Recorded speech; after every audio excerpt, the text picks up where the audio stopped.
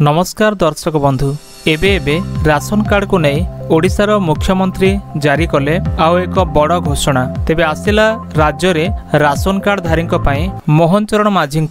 बड़ घोषणा खोलिबो चाउल एटीएम ए नहीं एबे आसिला आउ एक बड़ अपडेट तेबे आसंतु जानिबा संपूर्ण अपडेट को ता पूर्वरु वीडियो को लाइक करंतु चैनल को सब्सक्राइब करनथिले एबे सब्सक्राइब करी पाखरे थिबा बेल आइकन को दबाई रखंतु तेबे वर्तमान एबे एक बड़ अपडेट आसीछि एणिकी चाउल पई हैरान हेबाकू पड़िबने कार्ड गलाइले बाहरिबो चाउल खूब शीघ्र भुवनेश्वर रे खोला हेबाकू जाउछि चाउल एटीएम राशन कार्ड हिताधिकारी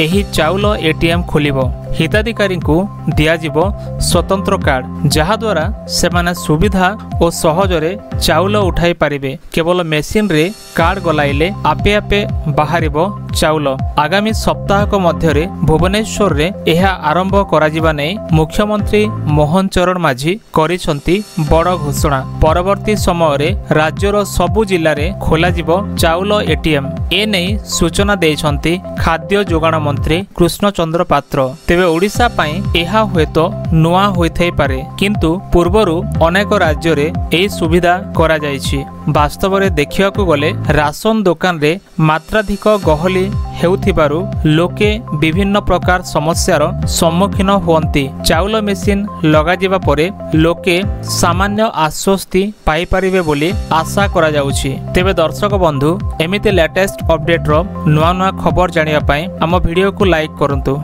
चैनल को सब्सक्राइब कर नथिले एबे सब्सक्राइब करी पाखरे थिबा बेल आइकन को दबाई रखंतु।